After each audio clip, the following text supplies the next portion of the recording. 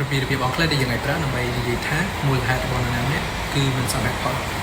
Your excuse isn't reasonable at all.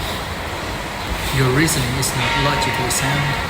ពីប្រក្រាមនេះនៅពេលដែលមូលហេតុរបស់នរណាម្នាក់គឺមិនសមហេតុផលឬក៏គ្មានក្បាលគ្មានកន្ទុយគ្មានគោលច្បាស់លាស់ឬក៏មិនមាន logic. I find your explanation to be wholly unconvincing. ពីប្រក្រាមនេះនៅពេលយើងចង់និយាយថាមូលហេតុដែលនរណាម្នាក់ប្រាប់យ៉ាងហ្នឹងគឺអត់គួរជឿហើយទាំងស្រុង Your excuse doesn't make any sense. ពីប្រក្រាមនេះនៅពេលដែលមូលហេតុដែលនរណាម្នាក់ប្រាប់នេះគឺអត់សមហេតុផលឬក៏អត់គួរយល់ That's not a good enough reason and you know it. ពីប្រក្រាមនេះនៅពេលដែលនរណាម្នាក់ប្រាប់មូលហេតុពីអ្វីមួយតែមូលហេតុហ្នឹងវាអត់គ្រប់គ្រាន់ដែលធ្វើឲ្យគេមិនអាចធ្វើអ្វីមួយបានវាអត់សមហេតុផលឬក៏អត់គ្រប់គ្រាន់ You can do better than that. ពីប្រក្រាមនេះនៅពេលយើងដឹងថា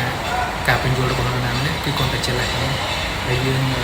ប្រើគ្នានេះដើម្បីនិយាយថាបើគេជ្រុលជាកុហកនេះកុហកភាសាជាងហ្នឹងឬក៏កុហកឲ្យគួរជឿជាងហ្នឹងបន្តិច Your explanation just doesn't cut it. យើងប្រើគ្នានេះដើម្បីនិយាយថាមូលហេតុឬក៏លេសដែលនរណាម្នាក់បានប្រាប់យើងគឺវាអត់គ្រប់គ្រាន់ដែលធ្វើឲ្យគេមិនអាចធ្វើអ្វីបាននេះថាវាអត់សមហេតុផល